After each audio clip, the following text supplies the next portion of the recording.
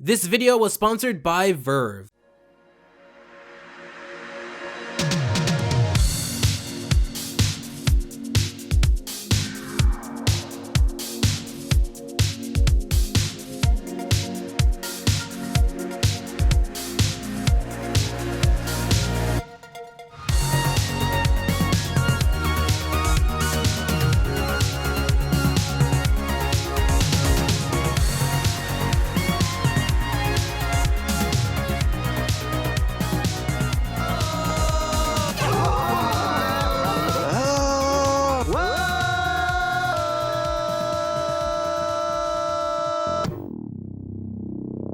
Regular show.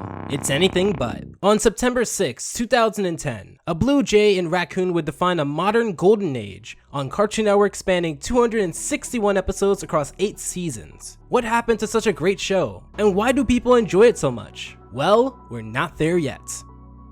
In a little town called Hanford in California, a young James Garland Quintel would help change the landscape for what we consider modern Cartoon Network. He developed an interest for film early, making projects in Hanford High School, being influenced by The Simpsons, Beavis and Butthead, The Moxie Show, and 1980s rock. A lot of these inspirations would later manifest themselves in the regular show. However, when it comes to the main duo who we know and love, you can attribute that to Toe Jam and Earl.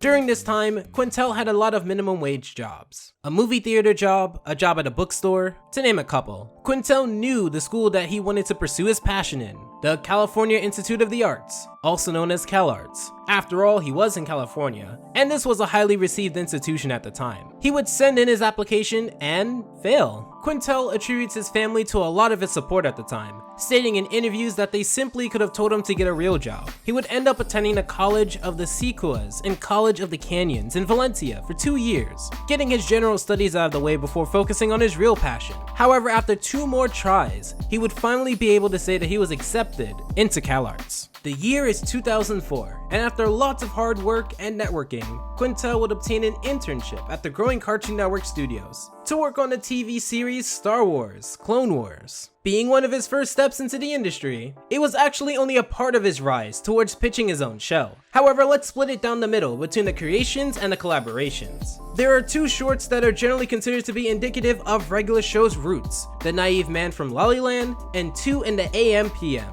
The Naive Man from Lollyland revolves around a round-headed, optimistic, and jolly man who pays the people around him in lollipops. As you can see, there is no color, and not that much sound. In fact, not really much of a background either. The plot is simple, and animation is very rough. However, it creates a character that we will go on a journey with all throughout the upcoming decade. The other short is called 2 in the AM PM. It revolves around 2 clerks, each of which resemble J.G. Quintel and Sam Marin, who would go on to be the voices of Pops, Muscleman, and Benson. This is crazy. You may have noticed within this short that both Mordecai and Benson, very early versions of them appear, and that's not a random cameo. Quintel is very laid back, apologizing for everything, and essentially being absent-minded, slipping his more anxious and rule-following friend candy laced with acid. I didn't want to do acid, but even if I did, I'd much rather be told about it than slip some stupid milk chocolate Mickey. This is a very chill Mordecai and Benson of equal rank, going on an acid trip. As you can see, this has more backgrounds and is a little bit more ambitious with its animation. However, it's also explicit. The Naive Man from Lollyland would go on to win the Student Animator Award and Producer's Choice Award at the 2005 Nicktoons Film Festival. For the next 3 years, from 2005 to 2008, Quintel would have the role of a revisionist on Camp Lazlo and work on an episode of Phineas and Ferb titled Jerk de Soleil. Throughout this time, he'd meet a lot of people. However, the 2 that I would like to center in on are Thorup Van Orman and Pendleton Ward. Orman was a year ahead of Penn, and Penn was a year ahead of Quintel. However, they would form a close relationship that would allow for opportunities to spread. Orman would pitch a show about 2 best friends who seek adventure and get into weird situations, all for the pursuit of candy, living in a whale in a town called Stormalong Harbor. That show is called The Marvelous Misadventures of Flapjack. Whoever goes to the bathroom first loses. You win! After pitching multiple times dating back to 2001, Orman's show would become a reality, bringing on the likes of J.G. Quintel, Pendleton Ward, Patrick McHale, and Alex Hirsch, all 4 who would not only create shows themselves, but have people who worked on those shows create shows. There's a lineage that forms here, where the creation of Flapjack and the team surrounding it would create 3 highly influential shows that would also go on to create even more successful shows and influential shows. This is why I personally believe that it was the marvelous misadventures of Flapjack that is the seed as to why Cartoon Network and the 2010s television animation would take a massive shift. We had the Adventure Time side and the regular show side. Now they had 2 shows. It was cool to see. Penn went to school right after Thorup and I was right after Penn. We were all next to each other year level wise. We were all going through it, seeing each other's work and hearing about what it's like in the industry, and finally getting pulled in and actually getting some shows. Just getting to work with your friends is crazy fun. That we actually get to do this, to make cartoons that make us laugh and then actually see it on TV, it's really fun. Cartoon Network would develop a project led by Craig McCracken and Rob Renzetti that essentially provided a showcase to animation without any focus testing and executive meddling. It would be 39 shorts, led by Cartoon Network's executive Rob Sorcher, that was announced in 2008. This project would be called the hard-to-pronounce Cartoonstitute. Starting production in 2009, multiple shorts were created, with plots such as the sole normal child and a family of circus performers must undergo training to prevent the family title of the Walla Walla Wildmen from being taken, or a barbarian attempts to become a kind and gentle person with the help of a forest elf, or even when 2 best friends, a blue jay and a raccoon, play a game of rock paper scissors over a couch, it leads to dangerous results. Will, what did you do? They were playing rock, paper, scissors. Grab on. Don't you know that's an evil game? This project would actually be deemed a failure, even though it led to the green light of 2 shows, Uncle Grandpa and Regular Show. The project never made it to TV, and was originally uploaded to YouTube. The channel to this day is deleted. At this time, Cartoon Network would break records in the 4th quarter of 2008. Star Wars Clone Wars became the network's highest rated series premiere, and the top show for boys 6 to 11 on all TV. Cartoon Network would go up 10% for boys, while Nickelodeon would go down 3%, and Disney Channel down 9%. The growth for Cartoon Network was evident and led to the rapid expansion of new territory, unveiling 19 new, quote, programming ventures. The president of Cartoon Network, Stuart Snyder, would go on to say, these exciting new projects represent the next phase in Cartoon Network's ambitious ongoing strategy to reinvent the network and re-energize our youth business overall. We built tremendous momentum over the last year, and through our thriving digital businesses. So we're thrilled to introduce new content that our audience cannot find anywhere else. Today marks the next big step forward in evolution that is helping us reach our goal of becoming a dominant youth culture brand. The brand she's talking about is an era that many people do not hold near and dear to their hearts. When these 2 words are mentioned, negative memories pop into people's heads. Memories of a network who had a crucial switch to their programming strategy go down horribly. That era is CN Real. Police! Police! Help! Police! Help! Police! Help! This was a time period in which Cartoon Network would explore a medium in which it wasn't known for. Live action. On the whole, Disney and Nickelodeon would have live action programming and shows that are remembered to this day fondly. The Sweet Life of Zack and Cody, Drake and Josh, Zoe 101, and The Wizards of Waverly Place, to name a few. So the idea of introducing not just live action, but live action targeted towards boys isn't exactly a concept that can't work. Here were the ventures that were announced in a 2009 Warner Media press release. So we start off with 7 comedy and action adventure animated series. Adventure Time with Finn and Jake, Stoked, Total Drama Action, Ben 10 Evolutions, which was a working title, Symbionic Titan, Generator X, and Scooby-Doo Mystery Inc. 5 shows would return in the upcoming year: Star Wars The Clone Wars, Chowder, The Misadventures of Flapjack, The Secret Saturdays, and Batman, The Brave and the Bold. However, it isn't called CN Rail for nothing. It also introduced 6 alternative live-action series. The Othersiders, Survive This, Destroy Build Destroy, Head Rush, working title, Dude What Would Happen, and Bobby Says. In addition, 4 live-action and/or animated original movies were planned: Ben 10 Alien Swarm, Scooby-Doo The Mystery Begins, Fire Breather, and The Tiger's Apprentice. 2 scripted live-action pilots were also being produced: Unnatural History, working title, and Prepped, which was also a working title. The press release would call this, quote, the largest commitment to new content development in Cartoon Network history. nearly every live-action show was doomed out of the gate. With an incredibly negative reception and short shelf life on almost every show mentioned. Within the 2 years of that press release, Head Rush, now called Brain Rush, would end after 6 episodes, all within the span of a few months. Bobby Says would also end after 6 episodes, dating from August 19th to September 23rd, a little over a month. Unnatural History would end after 13 episodes, despite Cartoon Network thinking that the ratings and popularity was more than sufficient. Tower Prep would also end after 13 episodes, leaving the series on a cliffhanger. The Othersiders would end after 23 episodes due to its negative reception. Survive This would end after 26 episodes, just going over a year of production. The later announced Incredible Crew, ran by Nick Cannon, would end after 13 episodes, and that's just live action. The new at the time Symbiotic Titan would end after 20 episodes for financial reasons. Chatter would be cancelled due to the network not feeling like this show fits its demographic for older boys. Total Drama Action, while not cancelled, was not as well received as Island, receiving a more polarizing reception, and creating the pattern of Total Drama seasons being less and less popular. Stoked, while receiving 52 episodes over the span of 4 years, would not grab as much attention as 16, or Total Drama, cementing its legacy to casual viewers, as the forgotten one of the trio. The experimentation of live-action programming went down largely as a failure. The only 2 live-action shows that did decently well were Destroy Build Destroy and Dude What Would Happen. Batman the Brave and the Bold and The Secret Saturdays would also do decently well, but compared to their large expansion of animated and live-action ventures, these are the exceptions to a largely unsuccessful run. The live-action programming block would end in early 2010. Cartoon Network at this time wanted to shed its identity, leaving the nudes of the previous decade for new bumpers, a theme, and a tagline.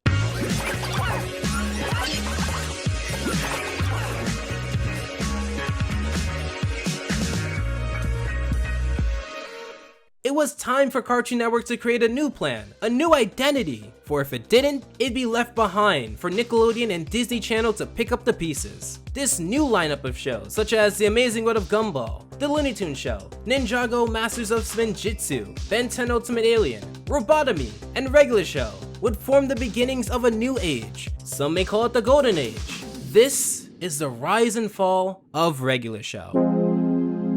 Speaking of Golden Age, I want to give a shout out to today's sponsor, Verve. In the age where it's still hard to watch older cartoons, I partnered with Verve to create this rise and fall. There are different channels which have different animated shows, and I wanted to focus on Boomerang. If you're a big fan of Cartoon Network, Verve features an ad-free experience for shows like Codename Kids Next Door, Camp Lazlo, Courage the Cowardly Dog, and so much more. However, it offers other channels as well, like Nick Splat or Cartoon Hangover. You can start watching on your computer and finish watching on your phone, or vice versa, who knows? I may have gotten to binge a certain show on there and may do a rise and fall on it. So if you want to try it 30 days ad-free, use my link verve.co/alphaj to get a 30-day ad-free trial of Verve Premium. It's a great service that has tons of great animation, all in one place that anyone can appreciate. So the pilot was released in 2009, however it was retooled for an episode of season 2 in 2011. So rather than covering that, let's stick to the first episode that anyone would have had their eyes on, which is season 1, episode 1, The Power. Alright, Beef Burrito,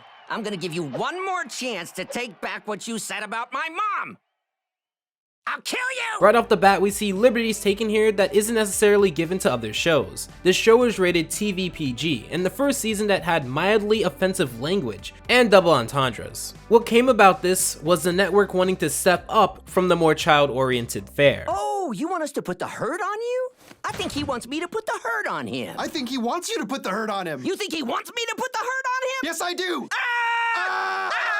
Because of Quintel's easygoing nature in real life, he had to learn how to yell effectively as the voice of Mordecai. Quintel would also state that a lot of the plots are based on writers and Quintel's personal experiences, which would explain how the episodes come from a simple hole in the wall. However, at the same time, being inspired by 80s music, games, and cartoons growing up, you can see why majority of the episode focuses on this keyboard. Watching this episode has somewhat of an alien experience with me. Mordecai and Rigby freak out over busting a hole in the wall, panicking that they may be fired. It would only be about a season or two where they do similar things of this nature and not worry about being fired. It's easy to forget that the show started off from the perspective of them being new and inexperienced. Rigby was formed as, quote, a character that's kind of not that responsible and kind of the jerk character to go with the straight character that Mordecai was kind of becoming, according to Quintel himself. So in this episode, we see a lot of Mordecai wanting to do the right thing, but being dragged into doing the fun thing with Rigby. Also learning about Pops' previous encounter in a naive man from Lollyland, you can see a clearer reason why Pops would give Mordecai and Rigby butterscotch lollipops after they try their keyboard performance on him. The reason why the keyboard seems magical is because it is, with Rigby stealing it from a wizard. What are you doing?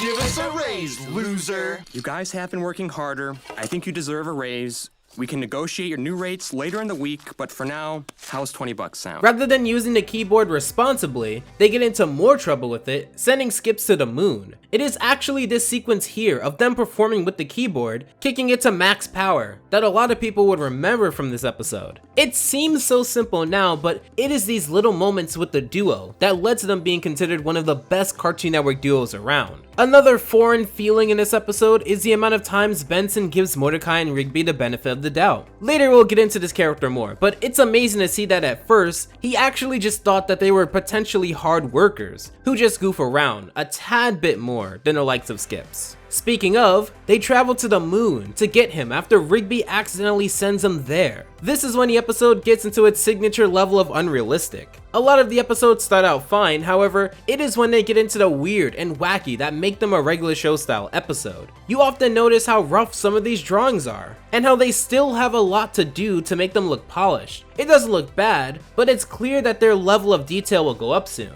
The action here is also not to the level of a normal episode. It has some ways to go, but from a retrospective look, everything about this just makes me weirdly nostalgic for a time that honestly feels like it was only like a year or two ago. They end up saving Skips, using a conveniently placed plug and wires, and we get to our first Benson blowup. Let's have it. What? The $40 you two conned out of me with that stupid keyboard crap! And to top it off, the episode ends with Mordecai just putting a poster over the hole in the wall, and that was the power. The whole first season aired in the same time slot, Mondays at 8:15 p.m. The show was a complete success, with not only kids enjoying it, but also adults. When Quintel knew about this, here were his thoughts on it. I see a lot of comments online from a lot of parents who actually watch it with their kids. I think that's something that we really wanted to have happen, but I wasn't sure that it would, because the show is pretty out there, and it's a little weird, and it's cartoony. But the fact that adults were able to sit down and watch it, I thought that was really nice. You can attribute Regular Show's signature style to 5 different things, so let's go through them, aka, let's start off with The Rise.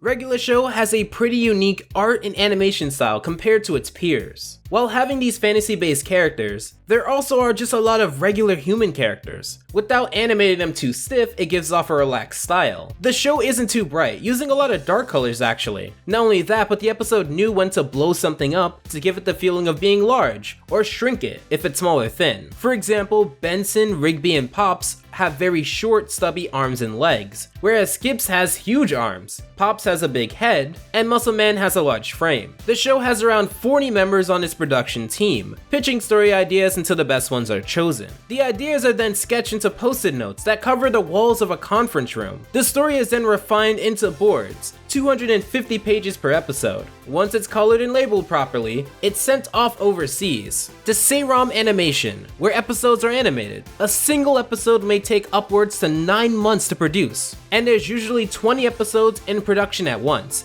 After that, it's taken to a post-production studio, such as Saber Media Studios for SFX and music. Then it's sent to air on Cartoon Network. When you look at its peers, while it retains an unrealistic image to it, it generally feels like a realistic slice of life most of the time. And I think that adds to the general aesthetic of Regular Show.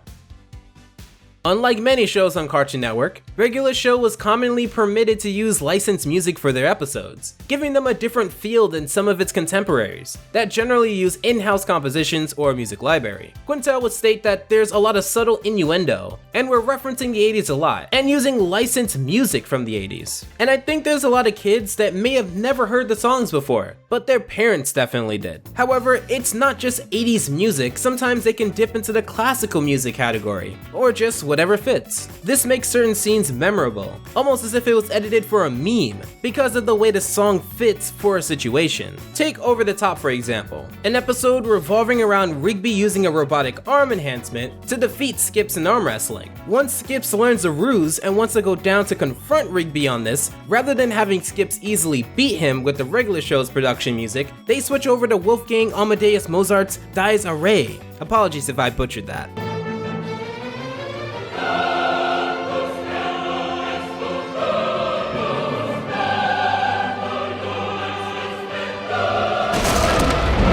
And it takes this regular scene and turns it into something magical. However, speaking of, Regular Show has a well-defined episode structure that doesn't limit it, but rather creates very creative ways to make the concept fresh. In almost every episode, the episode starts off very realistic, usually revolving around something that is relatable. Working overtime to get tickets for a concert, getting scared by a scary movie, playing basketball. However, over time, they evolve into something that isn't realistic at all, such as making a deal with a coffee bean to get more coffee to complete their work, seeing the scary monster from the movie in real life, or a basketball king helping, by giving them powers after realizing how poor their basketball skills are. It ties the general concept of the show appearing regular, but it's anything but. The show is also pretty well known for its concept of fantasy. Whether it's a giant floating head that plays video games, or a giant Karen that turns into a monster if people don't do the job under her ruling, the show has created memorable good guys and bad guys. When you combine this with the art style of the show, it's clear why even some minor characters still carry some love to this day. Take Fuzzy Dice for example. The animatronic characters, reminiscent of FNAF or Five Nights at Freddy's, a popular video game, are widely considered to be one of the most memorable minor characters, due to the scene involving shooting real guns. They'd come back in Stake Me Amadeus, and continue to coast off of their popularity. The show knew when to use a human character, or a superhuman character, and it made for memorable beings that made the show a lot more unique for its time. Here's another quote. I grew up in the 80s a little bit, and I was definitely a product of that as far as video games and all of those cartoons from back then. They were a part of my life then, and maybe it's cyclical, maybe they're just coming around again. Quintil would add when talking about the influence of the 80s on Regular Show, whether it's the licensed music, or the montage music, or what Mordecai and Rigby are generally interested in, from making mixtapes, to pro wrestling, to 8 or even 16-bit video games, to hard rock, there's something nostalgic about the show, even if you didn't grow up in that time. It feels like a show that has transcended being tied to any time, because while you can say it belongs to the 80s, it can equally belong in the 2000s or early 2010s because it isn't completely tied down to the time period. The 80s aesthetic isn't used as a blanket aesthetic that Quintil thought would be cool. It's thoughtful and seamlessly integrates into the episode cleanly, as to where you can easily not know that it's the 80s and still enjoy the series because it was built to be a good series before it was built to be a good series that is influenced by the 80s. I have a plan, and it is the single most perfect plan in the history of plans. Mordecai is one of the main characters of Regular Show, voiced by the creator. While using his natural voice, Quintil would state on numerous occasions that Mordecai is an extension of himself during his CalArts days. Of the two, the show has focused on him, using him in nearly every episode until the Lunch Club, a Rigby and Benson-centered episode. A slacker who's known to lie, he's actually a little more responsible and intelligent than his best friend Rigby. Starting from season 1, there's episodes such as Grilled Cheese Deluxe, where his lying skills gets him caught up in a giant astronaut brouhaha. However, it is his lie to Benson that really shows why he's a little more smart than Rigby. While Rigby would explain the entire situation because of its absurdity and low chance of happening, Benson doesn't believe him, but when Mordecai lies about a more probable situation, Benson believes him fully. We ran it over by accident. See? Was it so hard to tell the truth? While Benson may have a bias towards the duo, he's not pulling this out of nowhere. In the episodes Just Set Up the Chairs and the season 2 episode Peeps, he alongside Rigby aren't exactly hard workers and will go out of their way to not do work in impressive ways. Like in the episode Peeps, when Benson puts cameras all over the place, Mordecai and Rigby placed the camera to face a television, which led Benson to believe that they were working. But in reality, Benson was just watching a dishwashing video. If there's one thing Mordecai loves, it's video games. In the episode High Score, he'd end up achieving the world record with Rigby in an arcade game titled Broken Bones. He would also get into a lethal altercation over a role-playing game in the episode But I Have a Receipt. Warriors carry the immunity sword, which is immune to all rule changes. What? No! That's not... There's also the very early episode, Rage Against the TV, where a video game turned rogue would prove to be a hard battle for Mordecai and also the crew. If it wasn't for his quick thinking, Skips may have been finished. Skips, his legs! Watch out for his legs! Skips, catch! Mordecai has also known Rigby since they were very young. In fact, you can see a flashback in the season 1 episode Dawn. He ultimately is good friends with Rigby, more than any other person in the park. Like in Dawn, he quote, thinks of him as his brother, because he embarrasses him and he thinks he's awkward to look at. And sometimes, he wants to trade him in for someone else, but he doesn't because brothers always have to make do with each other. They do fight a lot due to Mordecai's higher level of responsibility, but also because Mordecai can be even more selfish than Rigby, generally due to his own insecurities. This comes up the most when it comes to Mordecai's relationships, which we'll talk about when we talk about arcs. However, Mordecai would go out of his way to do things for Rigby, like in Excellent. Mordecai, promise me that whatever happens, you'll get me that hat. What? Please, just promise you'll get the hat for me.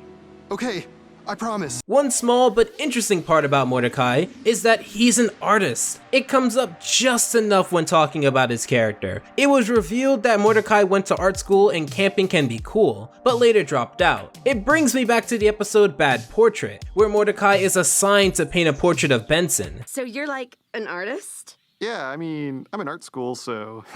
So could you like draw me? Oh, yeah, sure.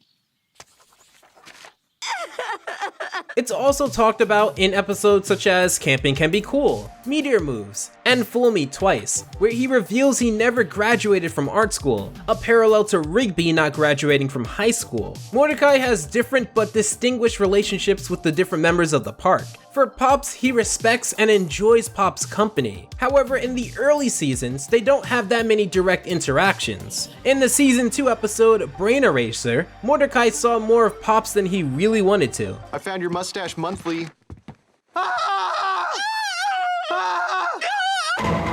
He'd have a great relationship with Skips, but they don't have that many episodes that are centered in on them. In fact, one notable one, Video Game Wizards, has Skips just be the voice of reason to Mordecai and Rigby's personal drama. Skips, I can't do this.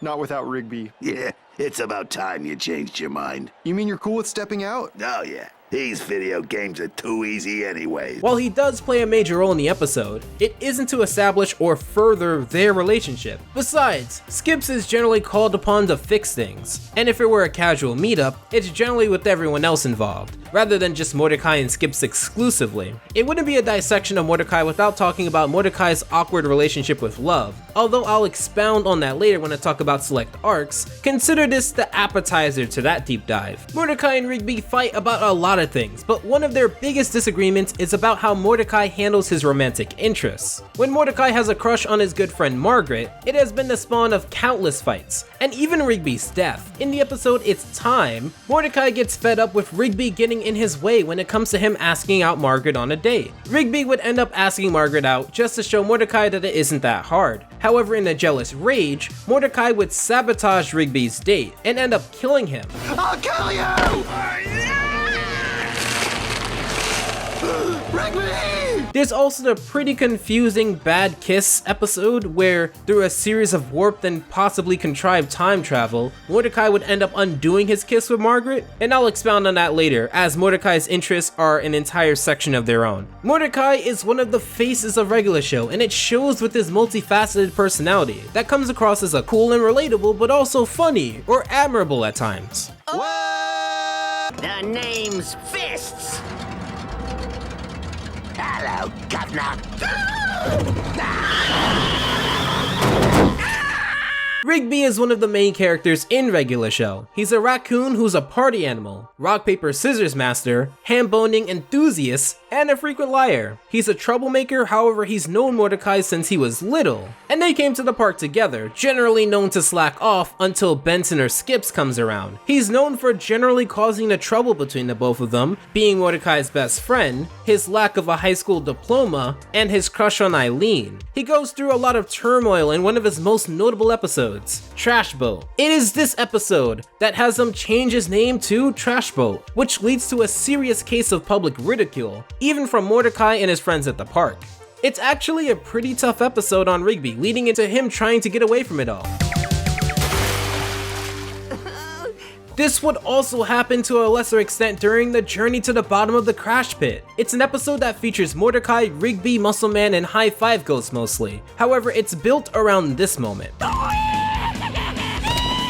Because of how funny the guys thought of this moment, Rigby was made fun of quite a bit. It also led into them meeting Carlocks, an unknown species that lived in the crash pit in the park. They possibly survived off of Muscle Man's beef jerky and similar things thrown into the pit. The surviving 6 members were the first and last of their race, relying on a ball and stick as their entertainment until the recording of Rigby came along. I also want to highlight the season 7 episode California King, where after Rigby wins a king-size bed, he throws away his trampoline bed that he had all throughout the series, but later goes through extraneous lengths to get it back. Although Mordecai is in this one, he's more of an afterthought. Although it may seem redundant, I do want to talk about Rigby's relationship with Mordecai, just from his perspective. Rigby is generally the troublemaker between the two, convincing Mordecai to do things that he wouldn't normally do. This isn't always the case, but it is often, like in the first episode I talked about. We have more episodes than I can personally go over with these two. I don't want to make this video too long, so I'm just going to highlight some of the ones that I think are the best episodes that show basically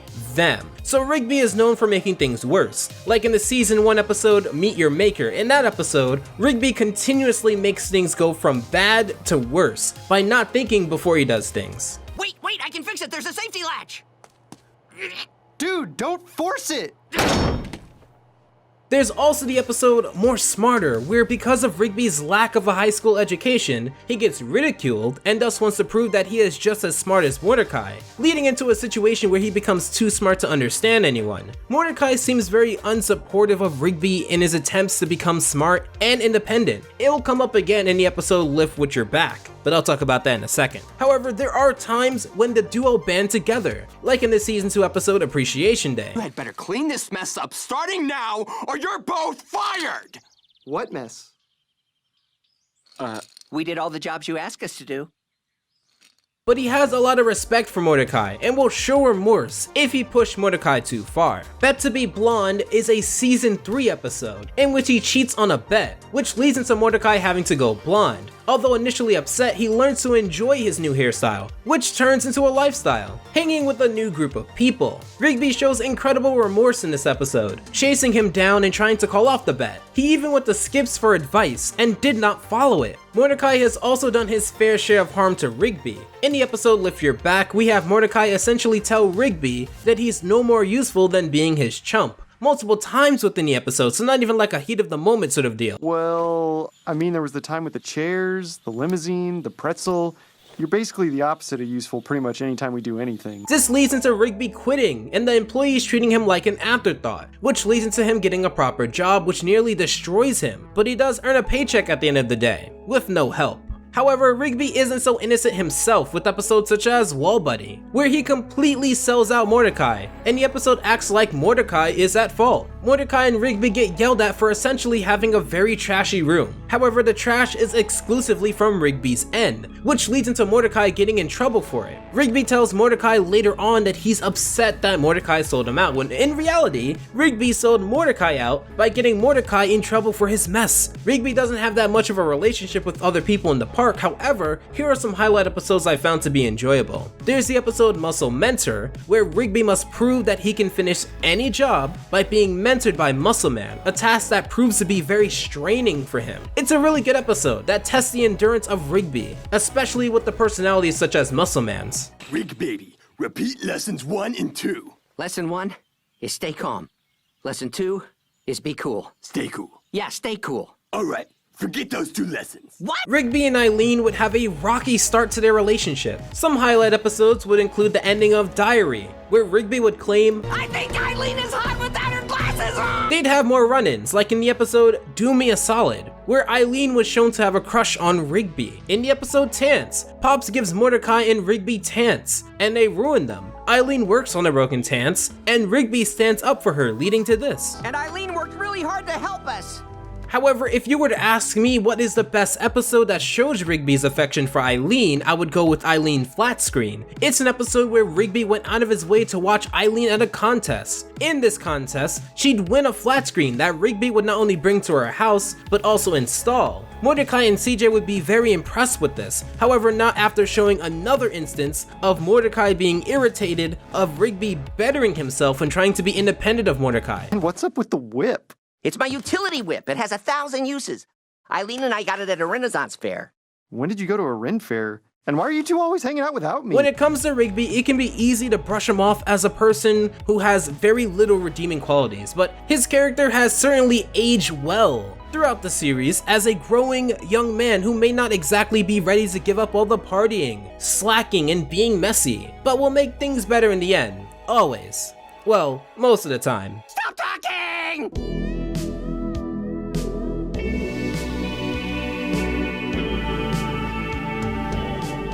I've chosen Skips. Skips can fix anything. If you need something done, go to Skips. He's part groundskeeper and part otherworldly immortal man who fights for people who just couldn't make it with him. He's a Yeti who lives in a golf cart garage. So what makes him special? Well, he has a reputation for being extremely dependable, hardworking, and wise, although some would say all-knowing. Skips has been around for a long time due to a deal that he made with these otherworldly beings called the Guardians of Eternal Youth, promising to defeat a monster known as Clorgbane, the Destroyer, every 157 years. This was also the way that he was named, Skips, because his original name was Walks in universe. Although he's generally seen as composed, he's had a very rough past. After being expelled from other schools for his aggression and stubbornness, he's given a new chance to which he already makes friends but also enemies. He sees himself as an adventurer rather than a man who wishes to be educated. He would also meet his high school sweetheart, Mona,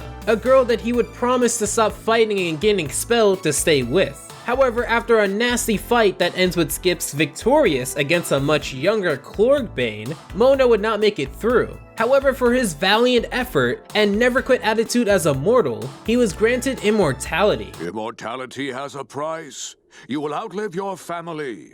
You will see loved ones come and go. I've already lost the one I love.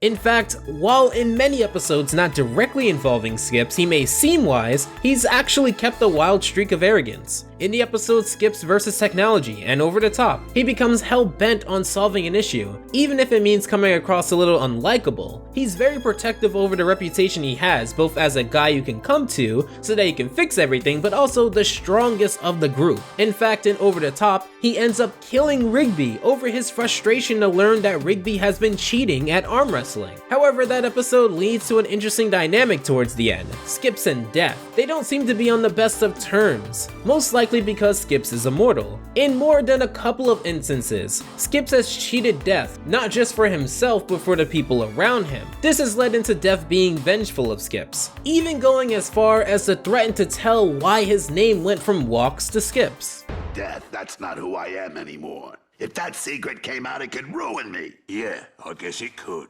Sit the game out and I won't tell. Think it over. He's very protective of his past, like in the episode Diary, where after releasing his secret on his name origin when Mordecai asks what can he do to repay the favor, the only thing that Skips wants from Mordecai and Rigby is to forget about the name origin. However, of the few times he's confronted his past publicly, the best example is in A Skips in Time. He's shown to be incredibly empathetic to his former self, who is known to be an adventurer with no sense of manners or empathy. He actually views his past self fondly, understanding that while he was a brute, he would just need to meet the right person who would turn his entire perspective around. Sometimes this level of exposure and restraint has backfired on him, like in the episode Quips. Here he's seen to have so much respect for his family that even in the face of the bad joke-telling rude quips, he's not direct. In fact, he does more to convince his friends that Quips isn't that bad than he talks to Quips about how no one wants to hear him try out his new material. Although in the end he'd not only confront him on the matter, he'd go out of his way to find Quips a better audience to perform in front of. Skips as a whole is actually a very private guy, which in return has not created that many Skip-centric episodes. He's seen helping out in a ton of episodes, whether as a mechanic, muscle, or just a friend to talk to, but when it comes to him being the star, that's just not the way he rolls. He did have one episode, Skips in the Saddle, where he attempted to find love again, but it didn't work out for him, for he skips for one lady, and one lady only. We may not know much about his life, but rest assured that he's a valuable member to the park, who can just be like the guys, but also have sides to him that bring a different but much needed mood to the park. Excuses! Excuses! How am I supposed to trust you when all you give me are excuses? When are you two gonna learn that your actions have consequences? Benson is the manager of the park. He's the boss of every worker except possibly Pops. He probably came from the short film The Naive Man from Lollyland, when the early form of Pops called his chauffeur Benson, which explains their relationship. He's generally characterized as angry, having a short temper towards Mordecai and Rigby's actions. However, I would describe him as a hard worker who generally wants the best of all of his employees, including Mordecai and Rigby. In fact, in many episodes that involve Benson, it's usually his dynamic with Mordecai and Rigby. Let's go back to that initial speech with Benson. It actually comes from the 3rd season, episode 27, Busted Cart. It's about how Mordecai and Rigby crash the cart and need to get it fixed in time. However, they end up making things worse when they decide to go to the arcade rather than staying on course to the mechanic. What's interesting about this scene is that while they weren't supposed to go with Benson, and Benson would refuse to let them drive multiple times, it shows that he does not trust Mordecai and Rigby all that much in normal situations. He wants to, and he'll show that in other episodes. However, it's clear that he tries to avoid being mad by lowering his expectations and give them simple jobs, rather than a job of driving on the highway to get the cart fixed. In fact, diving deeper into the trust aspect, we have episodes such as Blind Trust, where Benson's trust is tested against Mordecai and Rigby. After one too many times being shown to blatantly not trust his 2 slacker employees, Pops would give him a task to essentially get Mordecai and Rigby and Benson to bond in the forest. While initially going over poorly in the forest, Benson would be forced to trust Mordecai and Rigby, even with his life. Do you trust us with your life? Yes! I trust you with my life! Then jump!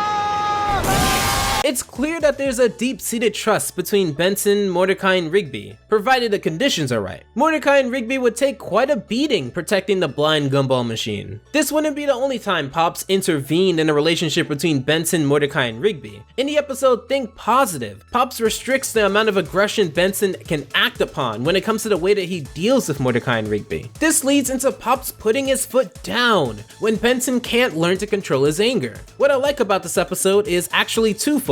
Firstly, we get introduced to Benson's family, which rarely makes an appearance in the series. Pass? Look here, son. You're never gonna get anything in this life if you don't yell for it. Pass? Pass the salt! Attaboy! It's clear that at a young age, it was instilled upon him to speak up for what he wants and use anger in order to lead those around him. However, this goes awry when he bottles up his anger, causing what appears to be an inferno of contained fury. To be completely fair towards Benson, Mordecai and Rigby are pretty careless in this episode and take advantage of Benson's restraint, causing him to blow up even more. According to the wiki, quote, at the 2012 Comic-Con, it was revealed that following the episode, Sam Marin developed a migraine and lost his voice after Benson's tirade. The reason he cares so much about what Pop said is not only because he doesn't want to lose his job, but also because he doesn't want any other job. To Benson, his job is his life, and he enjoys exactly where he is. In the episode 150 Piece Kit, it's shown to us that Benson had a previous lifestyle of being a rock star drummer. However, because he wanted to go in a different direction than his former bandmates, heir to the throne, he would end up keeping his job as a park manager, even after proving that he still has the skills to be a rock star. Dude, what the heck, man? I know, right? Working at the park blows. I guess we'll never understand that guy. And what's admirable about this is that it shows that Benson on some level is content with where he is. Although he'd have issues more in the love department, his job is perfect for him. And bear in mind, that's not just a park, but also being a manager. It was shown in Benson Be Gone that if he's not the park manager, he'd be more likely to slack off. Once he quits, he temporarily enjoys his time off, which shows that he's not a workaholic all the time. It's just that when he's on work time, he's gonna pull all of his effort into it. It also comes from a deep-rooted belief that he should never slack off. In the episode Party Repeat, it's actually shown that Benson in the episode for a large part is not the Benson they know. This Benson is into partying, but what appears to be a self-destructive amount. Once rescued, he says this at the end. I should have known not to cut loose on a weekday like that. I guess I'll go back to sorting timesheets and multivitamins. He is very hard on himself, and it leads to him having a serious and unforgiving persona, which is ironic because he would forgive Mordecai and Rigby quite often. In fact, let's talk about the season 7 episode Lunch Club. It has a sleeping Rigby ruin $1 million cake, which leads to the boss, Mr. Maillard, not Benson, to set an ultimatum. Either Rigby or Rigby's boss, Benson, will write a resignation letter, or they're both fired. It's actually an amazing deep dive into the dynamic of Rigby and Benson, something that is extremely rare. Most of their interactions generally devolve into Rigby being seen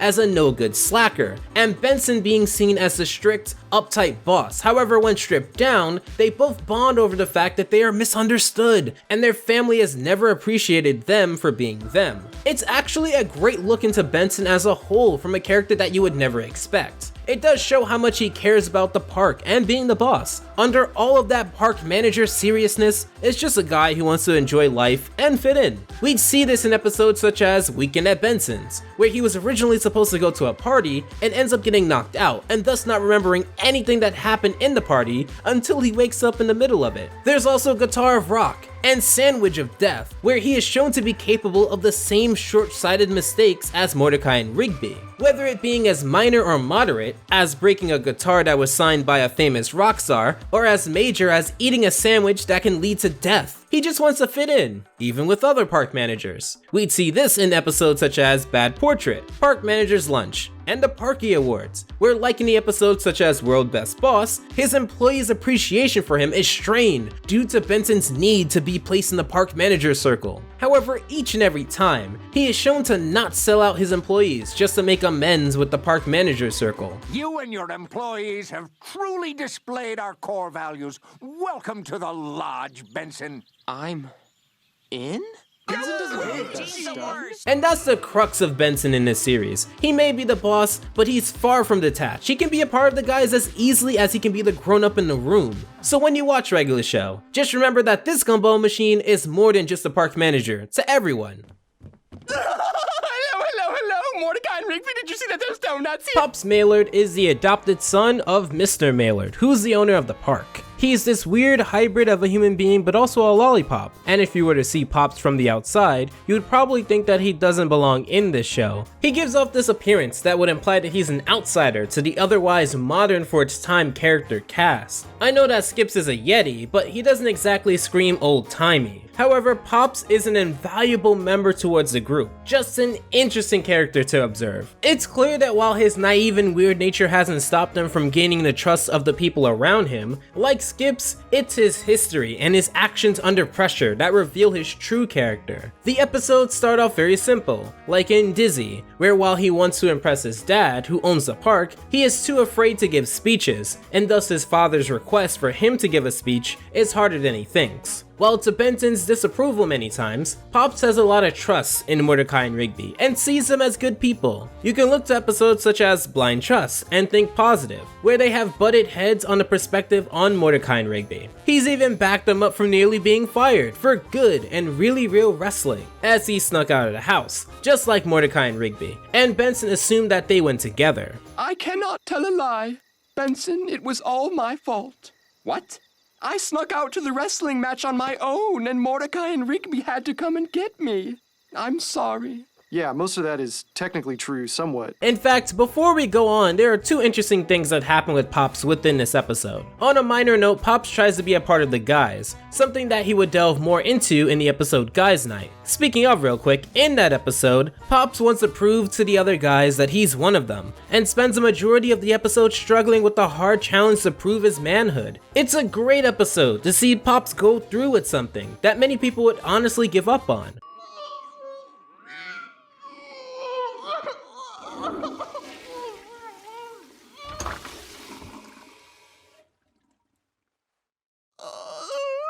But getting back to the main crux here, in Really Real Wrestling, the reason that Mordecai and Rigby couldn't go to see said wrestling event is because they played too hard with Pops, who is much older than them, and some would say also breaking down. It shows that he doesn't want to see himself as old, and definitely doesn't carry himself as someone who wants to be pampered and taken care of. It's an interesting dynamic considering his high-pitched voice and the interest that he has, but when it comes down to it, he will be just as brute as the guys if needed. The other interesting part of Really Real Wrestling is the fact that Pops accidentally ran over Huge Head, a wrestler that was showing up to the event late. This led into Huge Head getting revenge 4 seasons later in the season 6 episode Men in Uniform. That episode really isn't important, even though in that episode the park is being threatened to close, but it was Pops' arch enemy of note. But getting away from the appearances and the strength, Pops is also shown to be cunning. In the episode Win That Prize, Pops accidentally gives the TV executives great ideas, to which they would latch on to him and never let him participate in the TV show Win That Prize. It's a great episode that shows the vulnerability of Pops not being able to put his foot down all the time. I noticed that when it comes to people trying to limit him, then he can stand up for himself, like in Wrap It Up or Dizzy, where Mordecai and Rigby try to get him to do things their way, but when it comes to people asking things of him, he tends to go along with it, like in This Is My Jam, when the tape asks him to dance and he reluctantly does it. Getting back to Win That Prize, Pops shows an incredible sense of skill and smarts when he was able to get away with both making a makeup replica of himself and a makeup replica of the makeup guy, so that they would catch the replica of himself and kick out the makeup guy, who was Pops the whole time.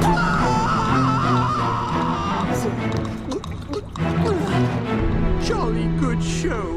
He's a multi-talented guy. He learns how to surf and catching the wave, he's a great baker and was shown to be in pie contests, and he's shown to be great at the keyboard and harpsichord, like in the episodes This Is My Jam, Return of Mordecai and the Rigbys, and But I Have a Receipt. While Pops would become a staple towards the end, in the first 6 to 7 seasons, he's really in the background. He doesn't really run the park, he's almost always a side character, and is generally doing his own thing, from bird watching to poetry to whatever meets his eye. So if you fancy a proper character that has more to him than his etiquette, then Pops is your guy.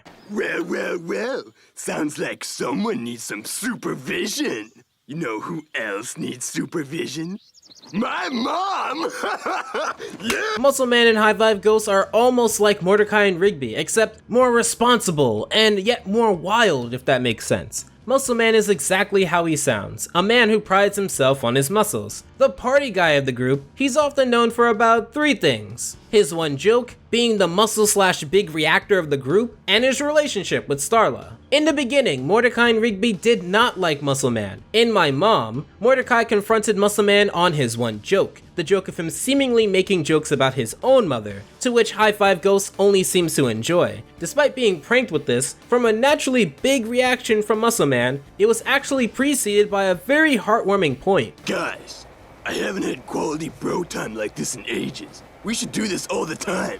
I know I mess around a lot, but you guys are the best. It's something that he wouldn't say much more in the series. However, there's another time when he did say it. It's just that Mordecai and Rigby did not hear him. In the episode Trucker Hall of Fame, Muscle Man learns that his dad was not exactly who he appeared to be. Growing up with an admiration for his muscle dad being a truck driver, he was actually a forklift driver, which is seen as a lesser thing. He would show, like in many episodes when he's under stress, that he's just as bad at handling it as someone as the likes of Benson. He has a type of squeal that is mixed with throwing things and trashing everything around him in a fit of rage, and this episode understandably has him at his peak upset. But besides honoring his dad's wishes as a master pranker, he would end up repeating a similar compliment to a sleeping Mordecai and Rigby. We'll probably just be jerks to each other again tomorrow. but I really see you guys as good friends. Pranks and insults are just how my old man taught me to show it. Oh man, I sound like such a wiener. The reason I bring up Muscle Man when he's shown to be sentimental and emotional is because he's more than a brute. I can give you hundreds of examples of Muscle Man breaking things, being gross, being loud, being a regular frat boy, but a lot of these moments can blend together and not show the bigger picture. Muscle Man was a bodybuilder, winning many competitions before exiting the scene. However, as we'd see in Power Tower, he's able to come back from that. Fun fact about that episode: in the original airing of that episode, it had some animation problems and made certain scenes look weird. Quintel would later confirm that your TV sets are not broken. The episode just aired weird. I don't remember this, but that sounds amazingly rare to witness. Muscle Man has been fired, stabbed, and dead, and he has seemed to come back just fine, at least for the initial 6 to 7 seasons. However, the reason why I named this segment after 2 is because High Five Ghost as a character almost always seems to revolve around Muscle Man. They're inseparable. We have episodes like New Bro on the Campus and The Postcard, which feature him heavily. In New Bro on the Campus, it was shown that Muscle Man and High Five Ghost had a rocky start to their relationship, with many people seeing High Five Ghost as the cooler one, completely ignoring a younger Muscle Man. In fact, it has parallels to Dawn, another episode of Regular Show, in which the main character was shunned for another character, which formed the core of their disdain towards them, which was never reciprocated. Just let me go! You're too cool to die because of me, bro! You've always been cooler than me! What? No way! I always thought you were the coolest! No one's jokes have ever made me laugh as hard as yours! Really? Wow, maybe we could have been best friends! There's also The Postcard, which is closer to being a genuine High Five Ghost episode, where they insert a backstory on his love interest, Celia. They were to meet 4 years after Celia was done with university overseas. It's your typical love story from that point on. He gets the postcard, he drives all around for her, and at the last moment they finally speak. It's a decent episode, however, it didn't tell me much about Fives besides the fact that a lady has common interests with him, and he's been saving himself for her for essentially 4 years. His brother, who was formerly a criminal, but graduated from a police academy according to the episode Gut Model, is a much more interesting character, with better backup characters than Fives. This is why I paired him up with Muscle Man, because a lot of his significance is associated with him, even if he has roots of a unique perspective here or there. There's also the season 7 episode, Struck by Lightning, where a high five from the both of them combined with an unlucky lightning strike causes them to lose memories of one another. On the surface, it shows a very clunky and prank-heavy friendship between the two, in which Mordecai lays it on heavy that without High Five Ghost, Muscle Man is just a weird dude at the park who no one really gets besides Starla. He'd end up dragging High Five Ghost to the crash pit, the same one where their friendship really started, and that's where their memories would come back. Even though it's a simple episode, it showed a lot about how Muscle Man and High Five Ghost function both separately and together, and revealed some harsh truths. His relationship with Starla is not one to overlook. He cares more about Starla than anyone who is not in his immediate family. In episodes such as Muscle Woman, Fancy Restaurant, and Bald Spot, he is shown to go through extraneous lengths in order to appease her. Not because he has no control over his relationship, but because he cares for her so much that oftentimes he sees himself as the person in the wrong. I still look like an animal. A disgusting, middle-aged looking animal. It's okay, Mitch. It's what's inside this disgusting middle-aged looking animal that counts. In The Longest Weekend, it was a very stressful time for Muscle Man, spending a weekend away from his girlfriend. It parallels his appreciation for his dad. In the end of Muscle Man, he was willing to give up his old life of partying, being a brute, and loud and gross away to marry Starla. However, she would deny him, and would much rather have the Muscle Man that we've all grown to love. Since then, they were married in the season 6 finale, Jumped at the Altar, which seems to have peak Muscle Man. He's shown to care a lot about his family, wanting to be guided by his father. He's shown to be very emotional at times, being very hard to keep under control. He was also shown to be very much in love with Starla. What we'll remember most about you more than anything else is... excuse me. Your passion, Muscle Man. Your passion! Muscle Man is a chaotic middle of a cool but annoying frat boy with muscles under his fat and tons of connections, but also a loyal to death family man who takes his relationship and his job serious. And somehow we love him anyway. You know who else loves him? My mom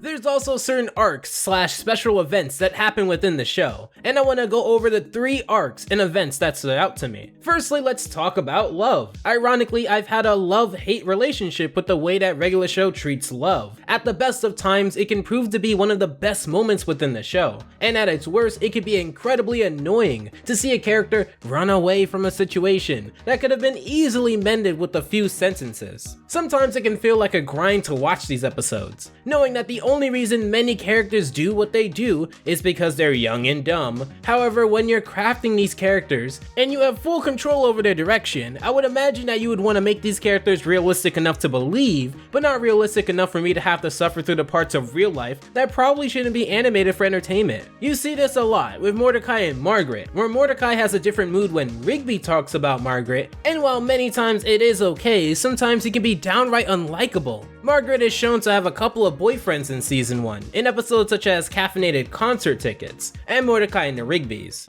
Mordecai! Margaret! That was pretty cool what you set up there. Thanks, Margaret. Oh hey, have you met my new boyfriend, Angel? If you don't remember from earlier, I brought up It's Time and Do Me a Solid, episodes from season 2, where Mordecai is very emotionally driven when it comes to conversations about Margaret. Rigby learns of Mordecai's jealous side, taking Margaret on a date just to spite him. He also is very combative against the idea of Mordecai and Margaret because he still sees him and Mordecai as bros, inseparable. You also have the cute but awkward episode Butt Dial, where Mordecai sings a song about Margaret which he accidentally sends to her. It leads into her hearing the song in a regular show style episode, where everything gets crazy and supernatural towards the end. In these first episodes involving Mordecai's feelings for Margaret, it's volatile but also somewhat innocent, depending on who Mordecai expresses his feelings to and how he chooses to act upon them. He's the jealous type, however he's known for not taking the next step in building a relationship, something that the wiki would dub Mordecaiing. His reluctance to make the first move, which led to Margaret making the first move in the episode picking up Margaret. Don't freak out, but those guys kinda want to kill me for using a cell phone. What? I can explain! Now let me guess. You lost a bet, or did you hijack this car from some Argyle-wearing crime lord? It's Benson's car! At this point, Margaret resents the weird things that happen when she's around Mordecai, not exactly knowing him perfectly well. His reluctance would also be seen in Do or Diaper, where Rigby and Muscleman make a bet to see if Mordecai would make the first move, and kiss Margaret, or if he'll be Mordecaiing. Honestly, up to this point, it has been generally okay. It's actually when we get to episodes such as Yes Dude Yes, the other episode from season 3 where we see Mordecai basically stall for 11 minutes. He lets his jealousy get the better of him, which leads into him getting upset over nothing. It's not a completely useless episode, and in fact I would go as far as to say while annoying, it's a landmark episode for the series because it introduces us to CJ. Mordecai, what's going on? What? Aren't you taking me to that movie? What? Shoot. Mordecai, what is she talking about? Wait, hold on. Oh no. However, it introduces us to the beginning of the Mordecai, Margaret, and CJ love triangle. Unpopular opinion maybe, but the way this was handled was not my cup of tea. Maybe because the situation never really gets handled until Margaret or CJ finally put their foot down and either leave or lay down the law. It's actually this arc that you get to see Mordecai at his most insecure. Generally, when plopped down next to Rigby, he's generally seen as the more responsible one. However, like Rigby, who can wear his emotions pretty visibly and be very stubborn, Mordecai could be just as bad or worse. The next instance of Mordecai and Margaret worth noting is Meteor Moves, where Rigby worries if Mordecai will always stay in the friend zone. She'd also drop a hint that she may be going soon. There's one reason I don't want to leave. This is it. She's setting you up. Just pull the trigger. I would really miss you, Mordecai. Even though Mordecai was going to mess things up once more, with prodding from Rigby and supernatural beings, he finally initiates a kiss. This would lead naturally into the season 4 finale, Stake Me Amadeus, which follows after the events of Fuzzy Dice, an episode I spoke about earlier which had the clip, No, don't! This is the FBI. You're surrounded. I guess it's showtime! Gun! Yeah, all of that. So Mordecai and Margaret have become very close, and after Mordecai initiated the first move in Meteor Moves, he plans to take her on a fancy date, and then ask her to finally make things official. However, things cannot be that simple. I feel like I could be in a relationship that could actually go somewhere. But there's this. I got into my dream school. In the background of regular show, you would see Margaret go from working in the coffee shop with Eileen until she transfers to another college and get her journalism degree. She'd be out of the entire 5th season, except the first episode towards the very end in the episode Laundry Woes. This episode follows directly after Stake Me Amadeus. Mordecai is seen very depressed after the rejection, going directly into the obsession over getting Margaret's sweater. Sweater? Oh no. Don't do anything you're gonna regret. Don't do it! Yeah, it gets pretty out there. He ends up treating Rigby much of the same way he did in its time, very angry and closing himself off, creating this tunnel vision of being with Margaret, who has moved on by now. He finally decides that it's time for him to get over Margaret and go on and live his own life. Now, you may have noticed that throughout most of this analysis, it's been about Mordecai and Margaret. That's because in the events of Yes Dude Yes, CJ leaves for a long time, only to come back in the season 5 episode New Year's Kiss. We learned that in Yes Dude Yes, that Mordecai and CJ actually have quite a bit in common. From my own perspective, I see CJ as a little less mature than Margaret, and thus a better fit to be around Mordecai. She's into video games, mini golf, two things that Mordecai has shown a great interest in, and when Mordecai was not listening to any of his dates, CJ went out of her way to accommodate him and his interests first, which led to them building a bond. They'd accidentally kiss at a New Year's Eve party, but nothing much would come of it. They'd try to mend things in the episode Dodge This and Portable Toilet, where towards the end Eileen says, CJ jumped into a moving helicopter. Wow, really? Well, you know, more like a portable toilet being carried by a helicopter. Ain't no biggie. We're not the ones getting stuck in portable toilets. Whatever, it was your bet. It leads into episodes such as I Like You High, where Mordecai pretty much does the same events as Butt Dial but with CJ. However, she becomes interested in Mordecai again after they're falling out, via the episodes Playdate and Real Date, aptly named, in which they bond and you can see the type of relationship they have. Mordecai is a lot more comfortable around CJ because she has integrated into the crew so easily, there's not much friction. However, things can't be too good when Christmas comes around. In the season 6 episode, Merry Christmas Mordecai, he goes out of his way not to face Margaret because he feels like he's going to be weird around her. Margaret's back in town, and as Eileen's roommate, they finally talk after the events of Stake Me Amadeus, and also kiss in front of CJ, showing some unresolved feelings. No! Oh my gosh. I didn't mean to do really that. wasn't. I mean, Mordecai?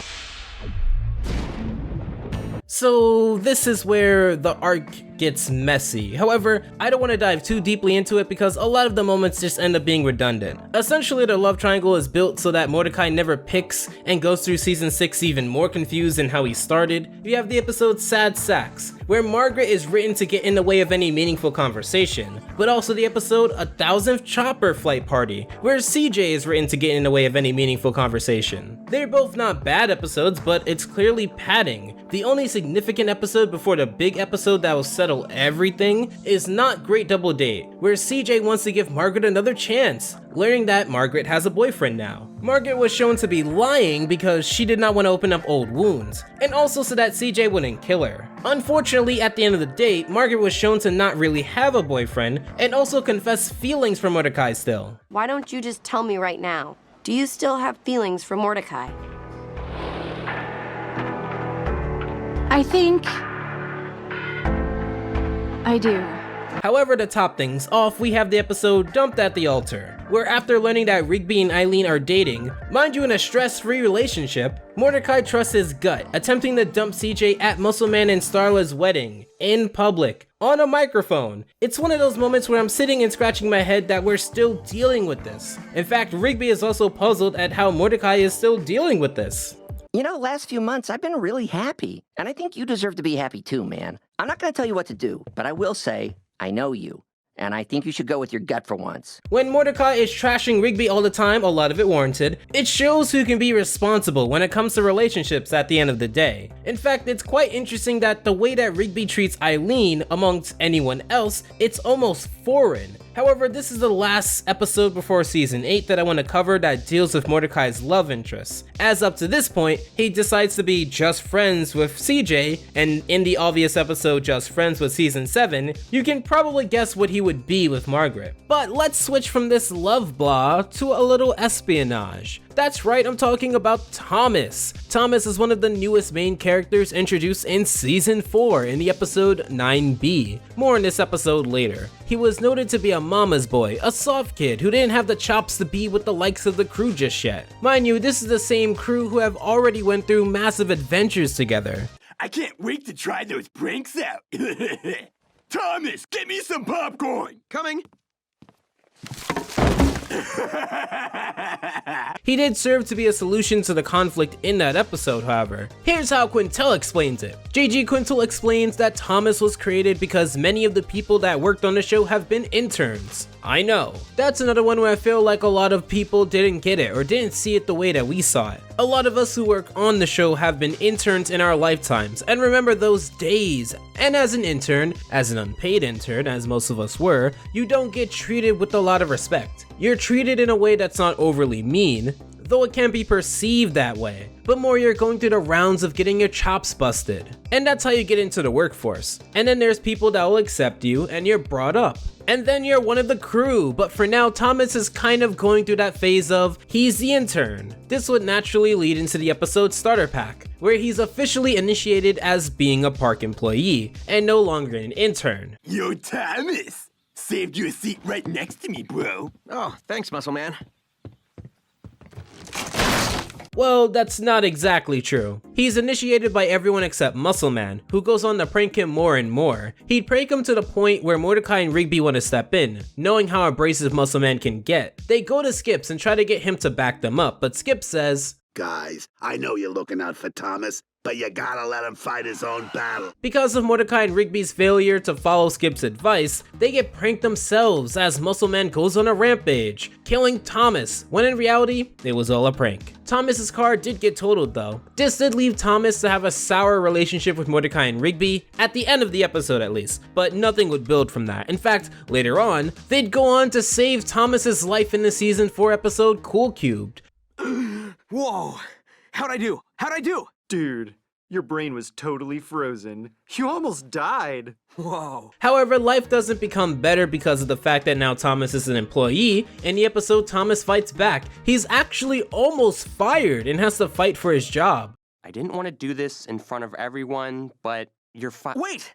I know I'm not the most important worker around here, and during my internship here, I've gotten to know each of you, and I finally feel like you've accepted me. I don't want to lose that. It's a spotlight episode for Thomas, as you see him essentially prove his worth to the crew, in a mission where he has to get the park founder's statue back. He hints his true self multiple times in this episode, having an alias named Nicholas, and saying mission accomplished at the end of the episode. At this point, Thomas does seem like a worthy contender, however, it will always be a challenge to integrate characters late into a series, as many viewers have become accustomed to seeing certain characters show up. And at this point, we find out that Thomas is not just an intern who's a mama's boy. Thomas is a Russian spy who has come to tear down the park by bringing it over to Russia and having each bit of US soil blown up bit by bit on Russian land. It's a very weird episode, even to the weird standard of regular show episodes, but I found it to be interesting. His quote-unquote mom that he was talking to actually is not his mom. He was abandoned as a baby and later taken by the Russian army. He was led by partner/Russian spy Natalia, who posed as Benson's new girlfriend. She would end up revealing the entire plan to the crew, and it's actually a pretty dark episode.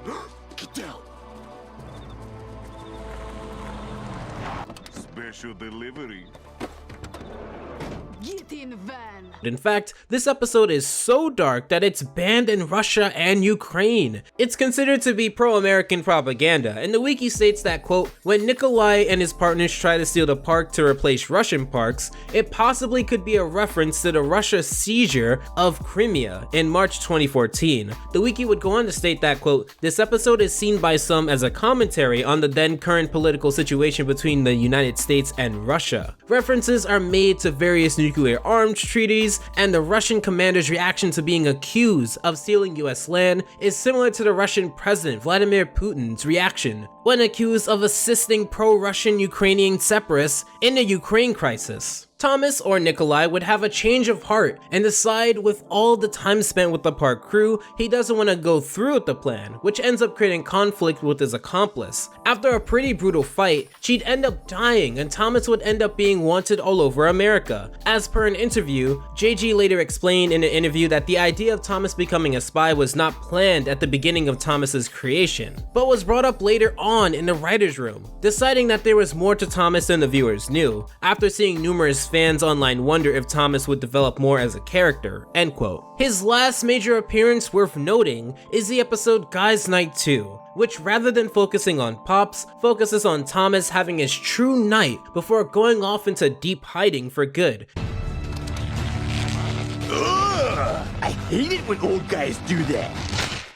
Don't worry, it's just me! It's actually shown that he's remorseful over his past life and doesn't want to tangle up the crew in his mess. This episode would actually have you think that he's going to die, and if this wasn't Cartoon Network, maybe he would have. However, it's only a ruse to get the special forces off his back. And since then, he hasn't had a major episode. Thomas was a very interesting part of regular show, seeing that he was a temporary character that grew much faster than his peers. To me, it feels like Thomas had so much more to offer, but it may have been too late to fully integrate the idea of an intern, and overall seemed somewhat rushed. Although this would span across 3 seasons, the major episodes involving him were pretty small in hindsight. Nevertheless, the Thomas arc is one of the most interesting events that happen in regular show, because of its volatile direction and temporary feel. So the last arc I wanted to talk about was one that happens in season 7. It revolves around 2 aspects, a dome experiment and Rigby's high school education. So we start off season 7 with a great episode, the Dome Experiment Special.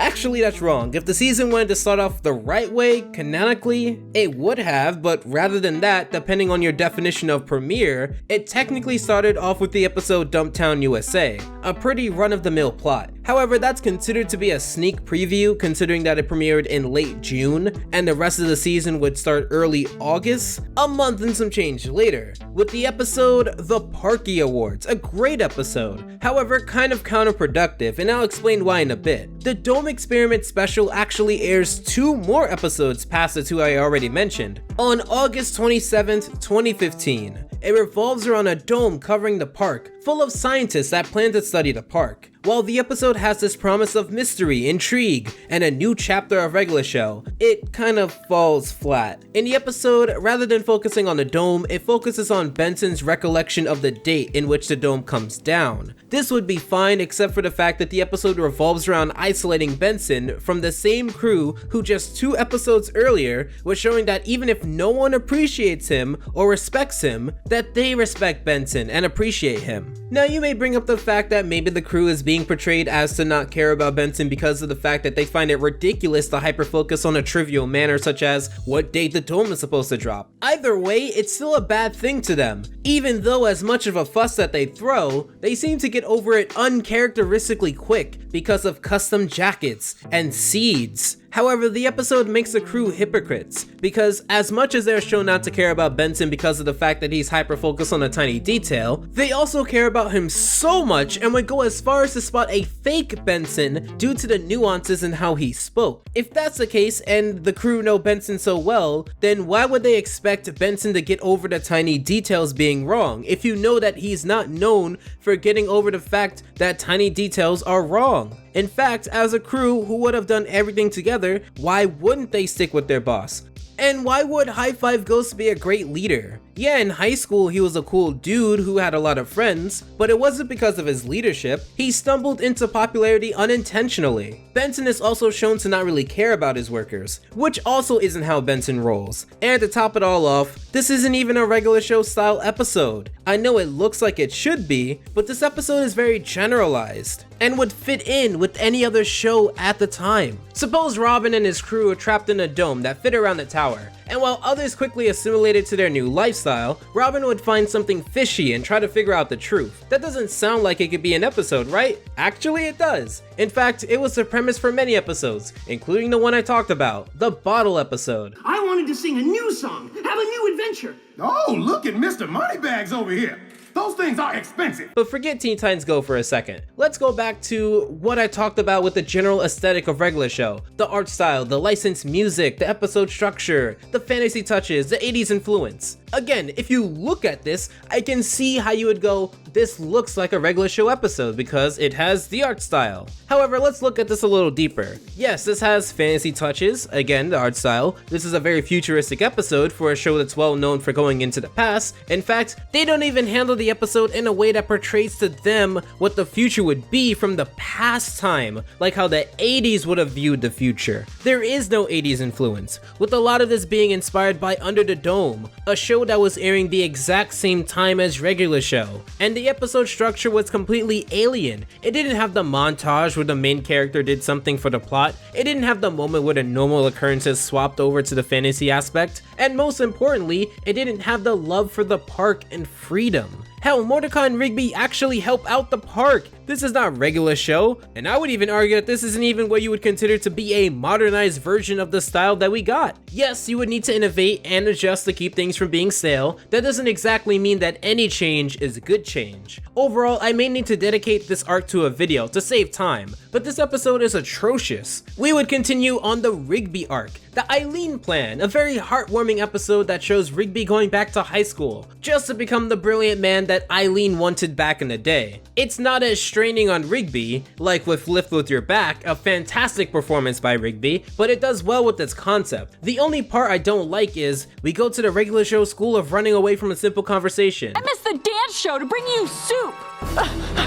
If you were going to confront Rigby, then why would Eileen run deeper into the cave? You clearly entered the cave from an entrance, so to just go deeper into the cave, fall, and somehow, even though it's depicted to the audience that Eileen fell through a hole, there's a magic exit at the end, it's honestly decent. Looking at these episodes, they don't really show a promise for the season or the arc, but let's continue on with Hello China. I have a very shocking announcement. I'm gonna go to China and teach English for a month. Benson, do you even know any Chinese?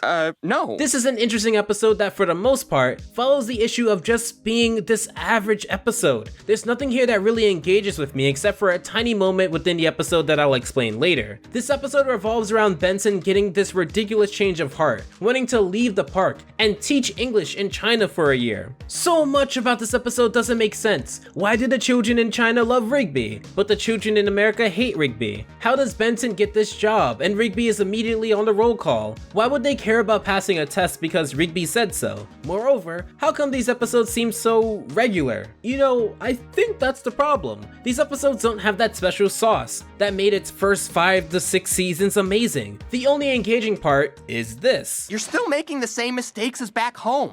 Do you really want to have flown halfway around the world only to find out you're always going to be the same no matter where you go? Besides this, it's a nothing episode that continues the journey of Rigby only needing 1 credit to pass the class. Then we get Jablonski, which has been the worst episode of them all so far. Literally, there are no redeeming qualities about this episode. It poses as a Rigby gets over his bully episode, but it's not. It's a vanilla, bland episode that has a very predictable structure. There's no fantasy elements, heck, there isn't even really any 80s references. It's an episode that any show can do, and that if I look enough, it probably has been done better. What I dislike about this most is, well, Jablonski, a cardboard cutout bully who has no interesting qualities built on this cliche trait of still living in his glory days. It's mentioned a handful of times and shown 0 times in his actions. The climax is boring, and once again, this seems too regular. But Rigby gets his final credit to pass, so that's something. Oh look, we have a romance episode next. Rigby goes to prom, and hopefully they don't do the exact mistake as the— No!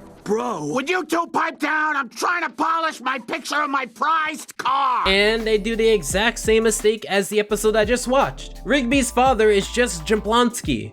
There's such a samey structure here that it's so off-putting. I honestly wonder why no one has talked about this. This entire season is so alienated from the style of regular show. I don't know what happened, but I thought maybe a Rigby and Eileen episode would never fail, but here we are. I do think that the Rigby and Eileen parts were at least watchable, but oh boy, do we get a fantastically bad episode. No matter what happens, don't push this button.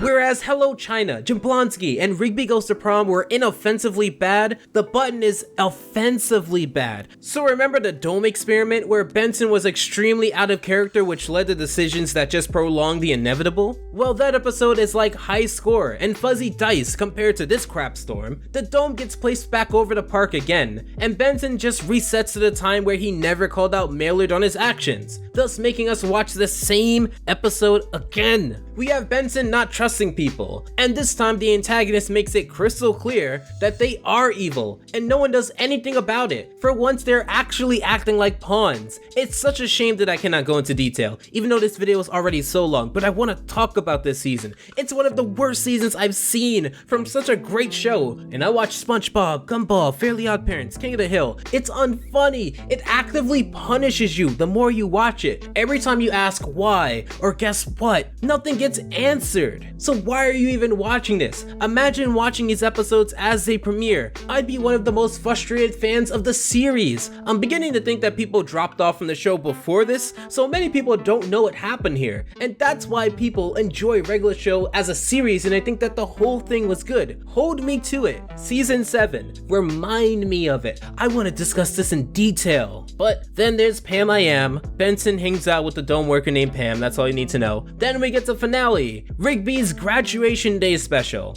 And only now do I realize, why am I doing a generalized version of the fall of regular show? One of the most acclaimed shows last decade. I realized that if anyone's going to believe me if I say season 7 has actually been absolutely horrible, I'm going to have to show you. So guess what? Scrap the fall that I was going to do. This is what I'm going to do now. We're going to cover the last episode, the finale, Rigby's graduation day special as the fall. So let's get into the fall. This is when we get to the height of these issues, the regular feel for the show, the lack of questions answered in an arc, the samey structure that happens in every episode, the just because attitude spent towards important issues, the dangling of potential moments just to rip them away from more regular moments. All of this comes to a peak in the episode Rigby's graduation day special. I know we're so long into this video, but I want to dissect this more than just a paragraph, so sit back. This episode starts with a dandelion blown by High Five Ghost, which is funny because as it blows in the wind, you see other characters doing things of their personality. Pop's catching butterflies, Muscle Man and Starla stuffing each other's faces, and Skip's fixing his car. But then you see High Five Ghost just blowing a dandelion, even though he doesn't have many, if any, episodes where this is a thing. It shows you that with over 100 episodes at this point, High Five Ghost is still underdeveloped as a personality. As the dome workers are packing to leave, Benson is going to ask Pam out, and Mordecai and Rigby are chilling on the roof gaming. I'm graduating tomorrow, and we gonna party! You ready for my grad party, dude? Of course, I'm on the planning committee. Cool, man. You can definitely see the attitude between a normal Mordecai response and this response. It's very underwhelming, and it follows suit with how Mordecai has been acting in Eileen Flat Screen and Lift With Your Back, where there's clearly a fundamental shift in Rigby and Mordecai's dynamic. Mordecai has been relying on the fact that at least he isn't Rigby, but this is not the Rigby from More Smarter. This is the Rigby that is going to graduate from high school, and that means Mordecai has less excuses. It's actually the one part of this season that is subtle that they keep consistent, and honestly it has only hurt Mordecai's character more than help it. Because over this season, having him just be that guy is going to get annoying, it's going to get old, and without redeeming episodes that show that he's just sour on that point, he just comes across as a character who was really tarnished this season. So the twist in this episode is that Rigby must deliver a graduation speech on live TV, which naturally freaks him out. Throughout this, we see a very optimistic Rigby, a change from the angry, lazy high school dropout that we all knew. I understand that we needed a conflict and it couldn't just be 22 minutes of Rigby graduating with no pushback. However, there's a couple key components missing. To just turn Mordecai on a whim like this was naturally going to cause some whiplash. Maybe I would accept it if his friends were ostracizing him and made it seem like now he's going to be the odd man out, but literally no one has treated him differently. They're just giving the graduation more attention for the same reason that anyone gives a graduation more attention, because it's a graduation. In fact, if anything, they don't react with apathy or anger to the new Mordecai, but actually confusion, when Mordecai makes it clear that he doesn't think this party should be a big deal. Is all this really necessary? I mean, graduating from high school is like the least a person can accomplish. But it's a big deal for Rigby. I can't believe I have to explain this to him. He's your best friend, dude. See? Confusion. Because to them, they understand that this is Rigby we're talking about here. This is not something that he could just roll out of bed and do. It took dedication. So it makes Mordecai look uncharacteristically jerkish. Mordecai would need more justification to portray his perspective better, and it's just not here. Not only that, but come on, it's the last episode of the season. I know what's going to happen, and even though it's a very predictable way to get Mordecai to the ceremony, they even mess that up. Meanwhile, Benson is looking for Pam, and he just uses the right words to convey the pain and agony of being just away from his one true love for so long. What the? What the? Spoken like a heartbroken soul. Another problem with this episode is that they keep cutting back to Benson, but there's nothing there. He's going to find Pam, they're going to speak anyway, so you have to make this journey entertaining, and they don't, because they are most definitely operating on that same logic that you know that Benson will find Pam. Mordecai would then blow off Rigby as he's freaking out, telling him that he's busy. I don't like this either because this is peak running away from your problems, which I do not like from regular show. Forget when Eileen ran in a cave, forget when Margaret ran from Mordecai in the cold, forget in Merry Christmas Mordecai where Mordecai just kept trying to get away from the situation and it was so annoying. Mordecai is literally written to just run away when it's pretty clear that at any time he can sit down and deal with this. This is not tension to me. This is annoying. Come on, dude. You gotta do this for yourself. I can't do everything for you. What? I've been doing stuff for myself all spring. I haven't needed your help all spring. Now the one time I do and you're not doing anything for me at all. Yeah, that's right. I'm not doing anything for you.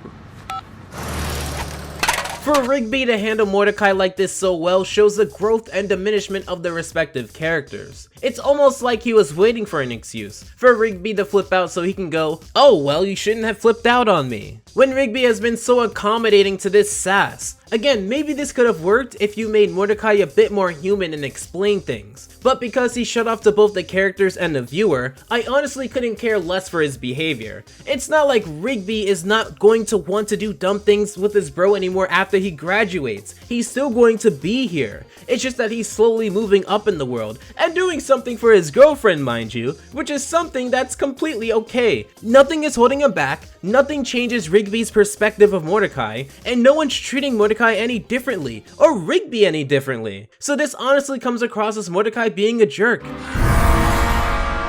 gonna wring every drop of sentiment from this kid. In 5, 4, 3, 2. Oh, and where did this come from? So remember how I said they'd even mess up this part of Mordecai coming back to the ceremony? Think about this for a second. Mordecai is an afterthought to his own explanation of his attitude. They bundle it in with the pep talk, so you don't even really get to understand Mordecai's side more than, I didn't want you to be successful, but now I do. When did he get the soda, by the way? Did he throw it out and then get it and then wait for Rigby to mess up in order to offer it to him? Because he only had this change of heart when he saw Rigby struggle, which was miles and miles past when he threw the soda out. So it's not like he went back to get it within the span of what, like a couple of minutes? The speech was alright, not as good as the one Benson gave at the Parky Awards, which fits better as a season finale speech than this, but I get it. It's supposed to play up the cheesy inspirational bit, but it's also a built up to season finale that has a major shift towards everything. So this excuse doesn't fly with me. Also, if you blinked for 1 second, you might have missed Eileen running out of college. This scene is actually very important. They literally spent more time with Benson bragging about Pam than Eileen running back to the house. So graduating class, go out and do great things! Beautiful animation on Rigby. You can see they went all out here. Also a nitpick, and I don't care, Margaret, Starla, Rigby's family, and the crew were all not in the same row on the bleachers. I don't know, but we better check it out in case Pam came back. I mean, in case the scientists, Nah, I mean Pam. Imagine being shot up into space because your boss has a crush on someone. But yes, they run into the dome, and in all fairness, the crew does play up the eventual launch by showing a beautifully animated shot of the camera rotating to see all of them push the button together. However, yes, they get shot up into space because Benson wants a girlfriend essentially. That's the big twist here. Mr. Maillard also never explains his actions so far in this episode, because why explain anything? Why explain why Rigby's father went from being angry for wearing a tux because he didn't see this as important to being super proud of his son in the same ceremony? Why explain why Benson would ask Pam to attend the graduation party and not the graduation, which would have fundamentally changed everything? Why explain how Mordecai actually has some problems that can be solved in this episode and refuses to do so? Nope, because people see space and they think, whoa, cool, without going into the logistics. Why should I care if they get shot up into space? Also, how come the only thing Mordecai did with urgency in his 22-minute episode was get back to the dome? Even when Skips made a great point that they didn't have to go back to the dome. The science workers were packing up. They were done. All of this, on top of the bare minimum in the fantasy and 80s aspect, a samey structure that I've seen for about 10 episodes in this season. And let's just spice it up with the irony that Eileen got to the house early, even though Pam could have done the exact same thing because in this episode, she did so. But whatever, they're in space, so regular show, in space. Obviously, they freak out about being in space, and confusingly, it's Mordecai who is the most composed one to get them back on their feet. The crew alongside Eileen take stock of everything, trying to find a signal, and get supplies in case they may be here for a few days. So, Pops and Eileen, how about an update? Well, we found an unusual amount of small foods. Baby carrots, baby corn, and some fingerlings. So we only have dirt, vegetables, and baby food? Well, what did you guys find? Actually, you should tell them about the meat locker, which has a bunch of frozen meat in it. Sounds like you're trying to keep it all for yourself. So remember when I said that Mordecai was the one who seemed the most composed? Well, space carts entered the chat, and now they're goofing off. It would have been an easier transition if they were to acknowledge that they shouldn't goof off and succumb to the awesomeness of the space carts slowly. So they figure they can take these space carts to a satellite for a better signal. However, remember this scene of the carts going into space. They are standing in this spot with no helmets, however, it is very clear that there's no oxygen here. So Mordecai and Rigby get a text saying trust no one, very ominous, and they won't tell the crew, at least in this episode. The climax is pretty lame, with Mordecai and Rigby essentially crashing and Muscleman and Fives having to save them. It had some interesting developments, like seeing Fives and Muscles fight to use a joystick, or Rigby and Benson fighting. But when Skip saves the two duos by opening the moon door, only then is there oxygen in the dome, and it's a thing. It's pretty confusing. I also didn't enjoy how sloppy the writing is, with them fighting and arguing, then temporarily stopping the fighting and arguing and panicking just to solve the plot. It's almost as if the people who are writing this believe that those two things can't mix. They meet another floating ship, and we get into episode 2.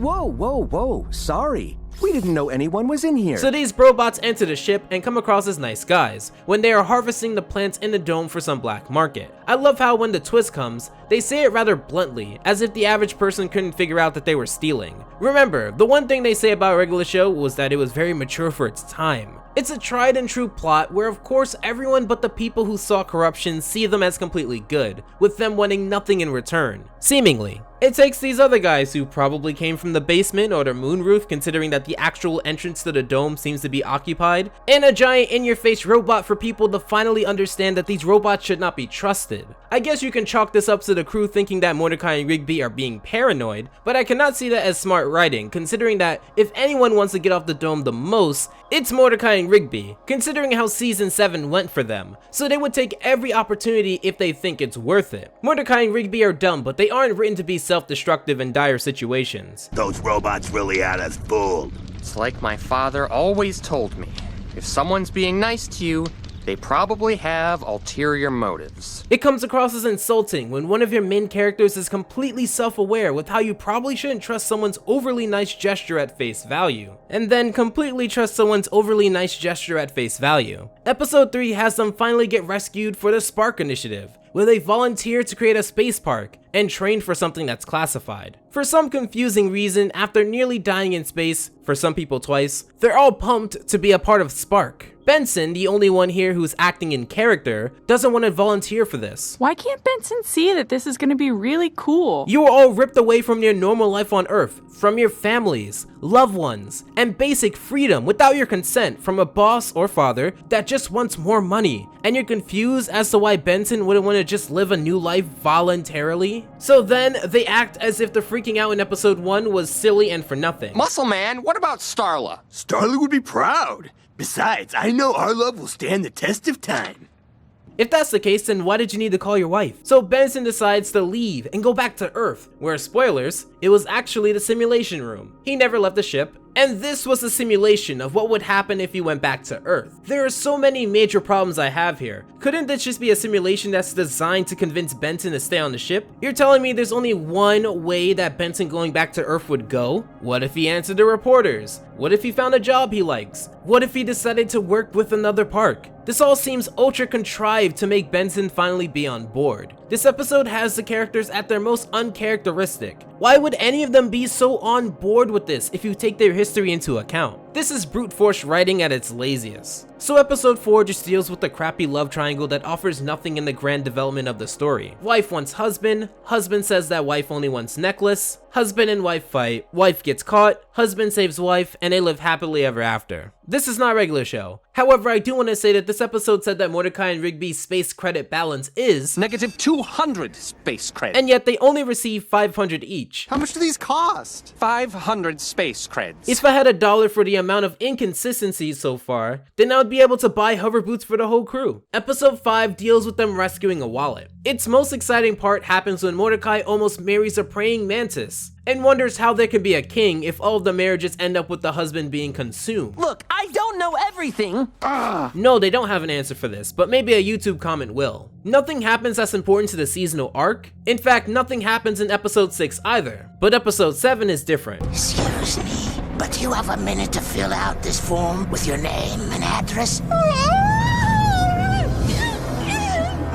This is when we get Pops seeing a mystery man. This mystery man would be integral to season 8. Pops would have bad dreams about the man no matter how much they try to solve the problem. Even though the retro references are ones that I know and appreciate, I can't help but think that they would have a little more nuance writing wise. We find out that this alien was a messenger for someone who looks like Pops. It's actually a fairly told story that involves a lot of focused story writing with each character being in character for once. Good job! We get a lot of episodic moments all the way until episode 25, Space Escape. It's actually a very cool episode that shows the first instance of Anti-Pops, who so far has not revealed his motives, but just wants to capture Pops. This is when the episode shifts Pops into the main character of the show, with everyone else sort of playing a supporting role. He decides to not escape while he can, as Pops is the type of guy who wants to save everyone on the ship. The episode after shows the gravity of the situation, having a bounty hunter on their tail, showing how valuable Pops is. We get to the 21st episode, The Ice Tape, where the gang travels to find the origin of Pops. Mr. Maylard found him when he crash landed on Earth and took care of him like he was his own son. He came with the scroll that explained that his job was to combat the evil counterpart of him. It was actually a very heartwarming part of the episode. The only part I don't like about it is that it had to be littered with 3 other people who kept flinging themselves into danger. It's too late for me!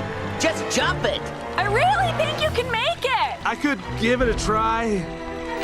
Oh man, I forgot to jump! I suppose the episode is exaggerating the whole sacrifice to save yourself sort of deal, but considering how this season ends, it's kind of self-defeating to portray this so close to the end. I'll explain that later. So now Pops is training. Remember Guys Night? When Pops had to show endurance to be one of the guys, this is basically that but a lot better. We get to see Pops pushed into his, I don't want to say limit, kind of like 3/4 of the way limit. He's trained by doing mundane things, as the crew have a very disapproving opinion on Pops' trainer, Earl. Earl is a very interesting character. He's sent to train Pops, as he's done all the other times the universe was at stake, which is apparently many times, even though billions of years is the duration between these fights. It's shown that Anti-Pops can destroy everything very easily if Pops does not fight back. He's still in this state where he does not wish to fight. This will come back later. We get to probably the best episode so far, No Train, No Gain, in which Pops is shown to go through training montages. It's a film technique in which a collection of shots cut with wipes and dissolves in quick succession is used to condense space and time, which leads to him being a stronger version of himself. It's a meta episode that actually breaks down the concept of a montage. I recommend it, considering how it's a very creative way to animate a simple training montage, and it's also very well written. It's funny how the episodes in which they have a focus are generally the ones that I like, not the ones where there's 30 things going on at once. Knowing fully well of each other in the episode Kill 'Em With Kindness, a throwback to the second episode, where the Brobot said that phrase. It shows that Pops really wants to settle things peacefully and not use violence. However, his brother would show that he has no capacity for any good-natured actions, and nearly finished Pops off, if it weren't for his friends distracting him and Earl sacrificing himself. Fulfill your destiny, Pops. Get him to the rendezvous point. I'll hold up Anti-Pops. You heard him. Let's go.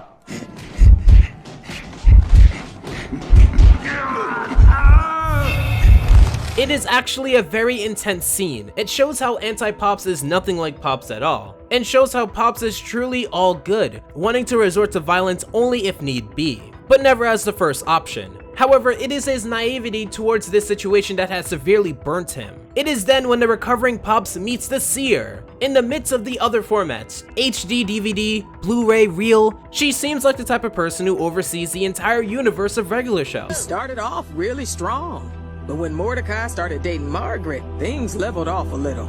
I was always more of a CJ fan myself. Every Halloween was a spike in interest, but lately that's been a little weak as well. To me, she represents the viewer as if they were in the show. Her calm attitude towards the situation gave her a very different feel than the characters we have seen so far. She instructs Pops to finish the deed, as it has been done before and will be done again. After a nice party and recollection of memories, it's time for the big final fight. They travel to Lollyland, which brings everything back to full circle. We see the remaining civilians of Lollyland are still not fully recovered from the last fight. This leads into Anti-Pops being a little late, which allows for a sneak attack to be arranged. And that's what they spend most of part 1 doing, setting up the trap, only for Anti-Pops to come out unfazed from their actually really brutal attack, showing his massive power. I should also note that Pops once more tries to settle things peacefully. We finally get to see some major action within the second part, as now many of the minor characters from before have come to fight the good fight. You're about to get a whole lot of exclusive HD content. Baby ducks! What's up, dudes? Greetings, dudes! Told you we'd meet up with you. Pops mentions more than once in this part alone that he still wants to settle things peacefully. The action here is pretty well, and I think it could be worth the wait. However, in all fairness, if you take some liberties in skipping out on some of the episodic parts of Season 8, it's a much smoother experience. I think the transformation, while nice, was a little I guess the fighting giant robots was and may still be a big thing, but maybe if it was better choreographed, then we'd be able to get something. You know who else grows really big to show their dominance, but is actually really small deep down? My mom. Oh, good one.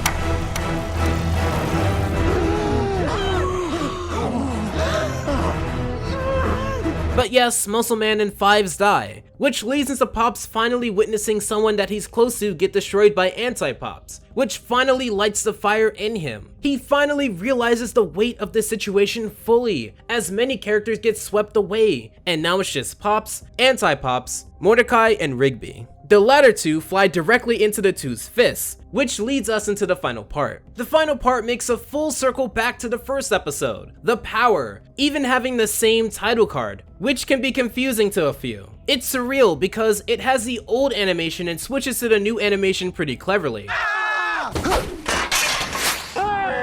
Wait a minute, I think we've done this before. In fact, of all the time traveling and dimension warping, I think this might be my favorite because it involves such a slick way of getting them to remember. Even with the time capsule that was just dug into, It proved to be a source of continuity that was planted, pun intended, for it to flourish when the time was right. Pops is also still defending more than fighting, which is in character and shows the amount of restraint even to a godlike, lethal level. The show starts to deteriorate, which shows the symbolization of the end of the show, having Pops fly through the letters and post-it notes. However, the greatest part is quite literally the end of the fight. The minute you let me go, I'm gonna blast you into nothing. I know, so I'm not going to let go. What? Ah! No! You'll kill us both, you fool! Quite simply, it wouldn't have done the show justice just to say all of this. However, with both of them gone, time moves on normally, without resetting. We have everyone age and leave to live on their own separate lives. To me, this moment represents what a lot of us think about when we think about how the characters would go on past the end of any show. I think it wasn't needed, but it shows a level of care from the staff to show more than they need to, because of the connection we have with the characters. It ends with the VHS tape ejecting with the regular show label, and that is the end of Regular Show. Jolly good show. This finale, a regular epic final battle, was the last episode in production, airing January 16th, 2017, to the largest audience of the season, over 1.3 million viewers. 8 seasons, 261 episodes. J.G. Quintel would cement his legacy by creating one of the most popular Cartoon Network shows of the 2010s and possibly of all time. Since then, Quintel has been working on another show. It's about a millennial couple, their young daughter, and their divorced friends who live with them in a Los Angeles duplex, set to air on HBO Max. It looks to be what Regular Show would be if it were on a non-kid-friendly network. It has been announced as early as May 2017, and appears to be coming out in 2020. It's not Regular Show, but it is close enough. Thank you for watching. Take care. Alpha out.